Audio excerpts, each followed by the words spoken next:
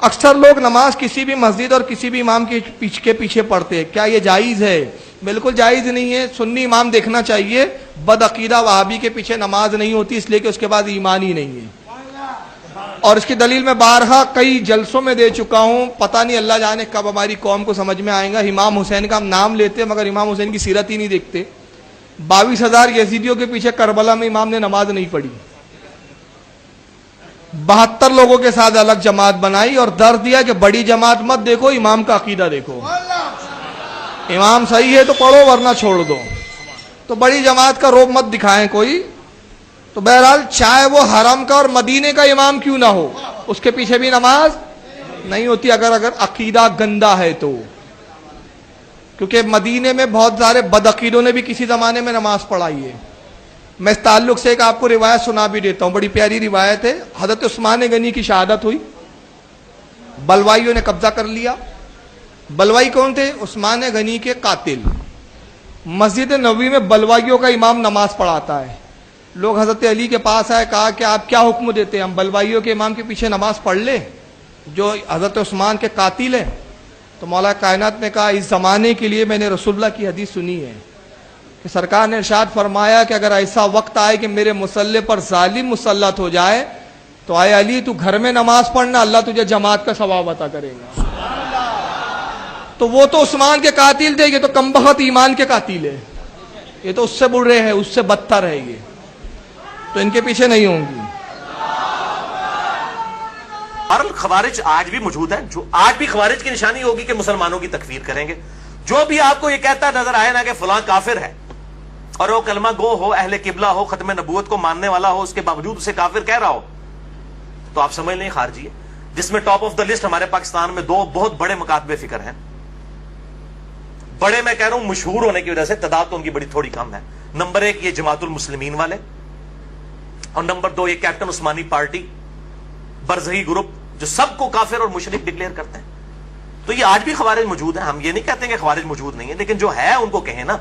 اب بریلوی کا دیوبندی کو کہنا، دیوبندی کا اہل حدیث کو اہل حدیث کا، ان کو شیعہ کا ان کو، ان کا شیعہ کو، یہ تو غلط بات ہے.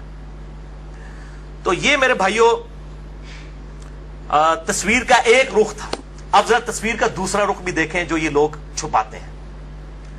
کہ ایک طرف تو یہ صحابہ کی تکفیر کر رہے ہیں اور صحابہ سامنے موجود ہیں. مولا علی علیہ السلام نے ایز اے لاسٹ ریزارٹ ان کے ساتھ قتال بھی کیا جب انہوں نے مسلمانوں کو قتل کرنا شروع کیا. لیکن آپ اہل سنت اہل تشیع دونوں کی تاریخ کی کتابیں اٹھا کے دیکھیں. مولا علی نے ان کے جنازے بھی خود پڑھائے، ان خوارج کے جو مولا علی کو کافر کہتے تھے. آج کہتے ہیں جی فلاں صحابہ کو کافر کہتے ہیں، ان کو قتل کر دو. تو میں یہ پوچھتا ہوں کہ جو مولا علی علیہ السلام کو منہ پر کافر کہتے تھے، ان کو تو مولا علی نے کافر نہیں کہا اور کہا ہمارے بھائی تھے، بھگوڑے ہو گئے. ان کے جنازے پڑھائے، ان کی عورتوں کو لونڈیاں نہیں بنایا، اور قتال بھی آخری ریزورٹ کے طور پر کیا جب انہوں نے مسلمانوں کو قتل کیا. ورنہ مولا علی نے کہہ دیا تھا کہ تم میری سلطنت میں رہو، جس طرح باقی مسلمانوں کو بیت المال سے حصہ ملتا ہے تمہیں بھی ملے گا. لیکن جب انہوں نے مسلمانوں کو قتل کرنا شروع کیا تو ایز اے لاسٹ ریزارٹ مولا علی رضی اللہ تعالیٰ عنہ علیہ السلام نے تلوار اٹھائی. اور اس کی بشارتیں اس میں موجود ہیں ریسرچ پیپر کے اندر کہ آپ صلی اللہ علیہ وسلم نے فرمایا تھا کہ قرآن حکیم کو منوانے کے لیے جس طرح مجھے کافروں کے خلاف قتال کرنا پڑا ہے، میرے صحابہ میں ایک خوش نصیب وہ بھی ہے جسے مسلمانوں کے خلاف قتال کرنا پڑے گا قرآن کو منوانے کے لیے. ابو بکر اور عمر بھی موجود تھے. انہوں نے پوچھا یا رسول اللہ ہم ہیں؟ آپ نے فرمایا نہیں، بلکہ وہ شخص جو میری جوتیاں گانٹ رہا ہے. آپ صلی اللہ علیہ وسلم کی جوتیاں اس وقت سیدنا علی گانٹ رہے تھے. صحابہ دوڑے مولا علی رضی اللہ تعالیٰ عنہ علیہ السلام کی طرف اور کہا کہ آپ کے بارے میں نبی صلی اللہ علیہ وسلم نے اتنی بڑی پریڈکشن فرمائی ہے. تو مولا علی مسکرا پڑے، جسے صحابہ کہتے ہیں ہم سمجھ گئے کہ آپ کو پتا تھا یہ کہ میں نے آن دا بہاف آف پروفٹ ان لوگوں کے خلاف قتال کرنا ہے. اور یہ حدیث الحمدللہ صحیح سند کے ساتھ مسند امام احمد میں جلد 3 صفحہ 82 پر 11790 ہے، اور اسی طریقے سے سنن نسائی الکبریٰ میں 8457 نمبر ہے، صحیح سند کے ساتھ الحمدللہ یہ حدیث موجود ہے. یہ کربلا والے میرے ریسرچ پیپر میں نے ڈالی ہوئی ہے. تو یہ دوسرا میں آپ کو کنٹراسٹ بتا رہا ہوں. اسی طریقے سے اسی ریسرچ پیپر میں نے وہ روایت ڈالی ہے 24 نمبر پر کہ المصنف ابن ابی شیبہ میں انٹرنیشنل نمبر کے مطابق 37942 نمبر اثر ہے کہ مولا علی علیہ السلام سے خود پوچھا گیا کہ بتائیے کہ یہ خوارج جو ہیں کیا یہ مشرک ہے جو آپ کو مشرک اور کافر کہتے ہیں؟ آپ نے فرمایا یہ مشرک نہیں ہے، یہ شرک سے ہی تو بھاگے ہیں.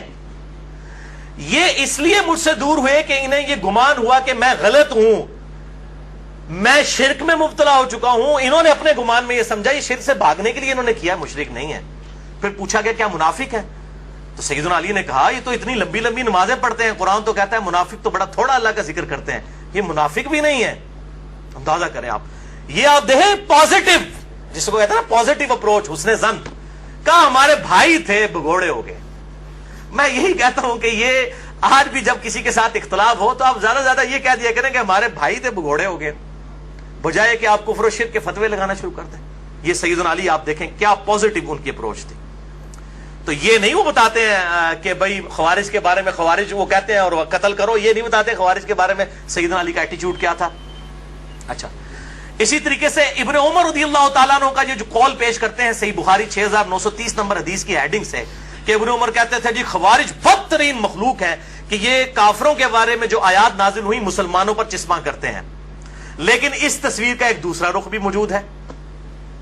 وہ انڈیا میں ایک وہ جھوٹا انسان آج کل انہوں نے اٹھایا بریلویوں نے, فاروق رضوی. وہ روایتیں عجیب و غریب اکٹھی کر کر کے تو بیان کر رہا ہوتا ہے. یہ فاروق رضوی کو بھی میں یہ علمی طور پر جواب دے رہا ہوں, اینٹی وینم, کہ میرے بھائی اس کو بھی پڑھ, یہ بھی چیزیں موجود ہیں کہ ابن عمر کا اگر وہ قول ہے نا خوارج کے بارے میں تو یہ بھی موجود ہے, جو میں نے اپنے اس ریسرچ پیپر میں واقعہ کربلا کا حقیقی پس منظر 72 صحیح الاسناد حدیث کی روشنی میں 24 نمبر پہ ڈالا ہے. اور سنن کبری البیہقی میں, سنن کبری البیہقی میں انٹرنیشنل نمبر کے مطابق 5088 نمبر ہے کہ ابن عمر خوارج کو سلام بھی کیا کرتے تھے, حالانکہ وہ اس وقت مسلمانوں کو قتل کر رہے تھے.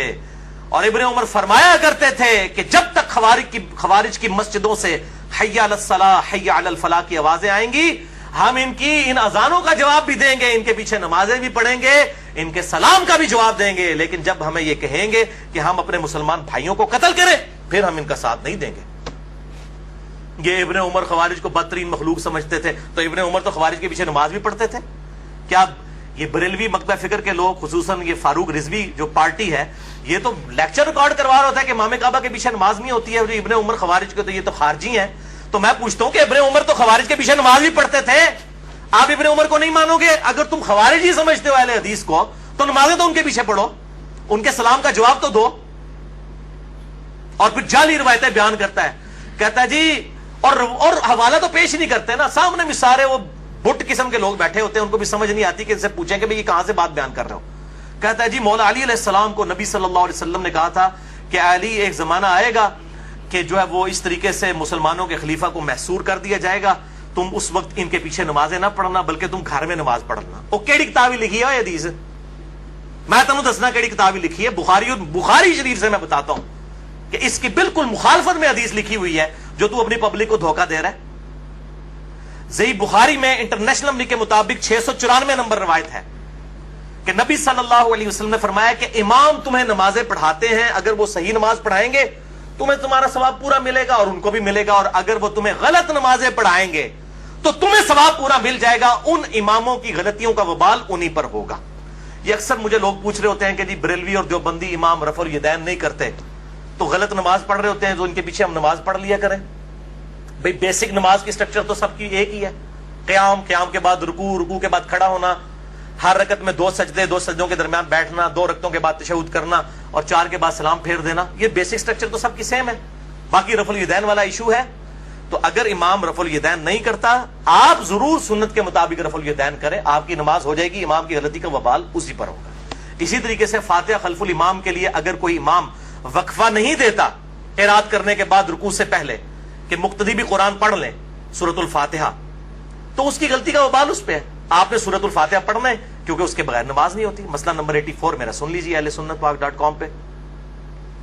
تو یہ ابن عمر رضی اللہ تعالیٰ عنہ کے بارے میں روایت وہ والی بیان نہیں کریں گے, وہ خوارج کے پیچھے نمازیں پڑھتے تھے, ان کو سلام کرتے تھے, اور صحیح بخاری کی 694 نمبر حدیث اور اگلی 695 نمبر حدیث, میں کہتا ہوں یہ دونوں کڑوی گولیاں ہیں ان مولویوں کے لیے, اور یہ ساروں کے لیے, بریلوی دیوبندی اہل حدیث شیعہ جو سب اس قسم کے فتوے دیتے ہیں نا کہ ایک دوسرے کے پیچھے نماز نہیں ہوتی ہے, ان کے لیے یہ کڑوی گولیاں ہیں. 695 نمبر حدیث جو صحیح بخاری میں ہے اس کے اوپر تو امام بخاری نے باب باندھ دیا ہے کہ باغی اور بدعتی کے پیچھے نماز پڑھنے کا حکم ہے خلیفۃ المسلمین سیدنا عثمان غنی رضی اللہ تعالیٰ عنہ علیہ السلام کی طرف سے کہ باغیوں اور بدعتیوں کے پیچھے نماز پڑھو.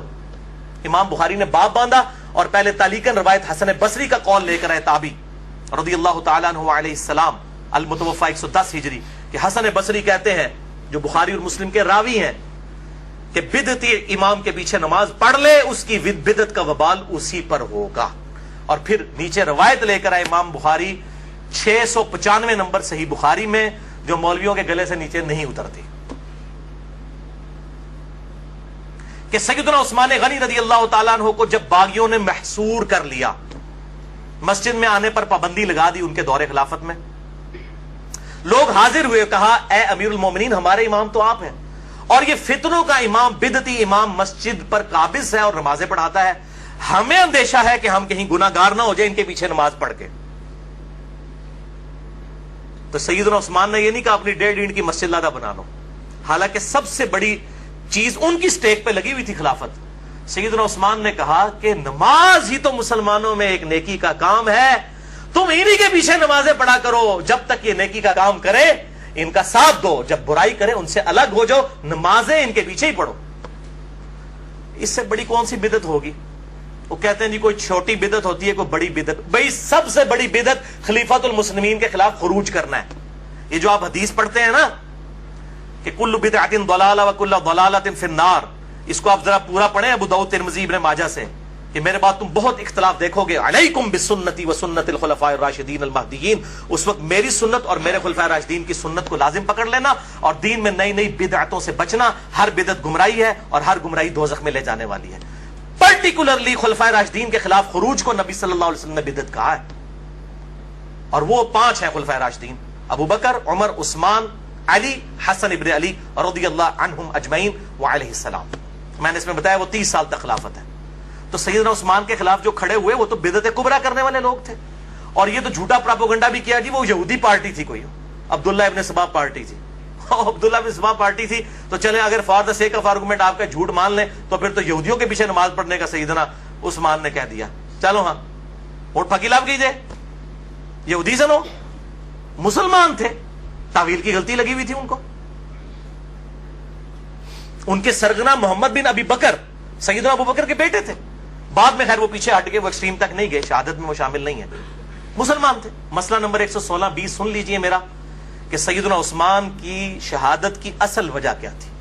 بس ان کی کچھ پالیسیز ایسی تھیں جن کی وجہ سے صحابہ کو ان سے اختلاف ہو گیا تھا, اور وہ اختلاف پھر ایک خاص درجے کو تجاوز کر گیا, حتیٰ کہ سیدنا عثمان رضی اللہ تعالی عنہ وعلیہ السلام کو مظلوماً شہید کر دیا گیا. تو یہ ایک تلخ داستان ہے.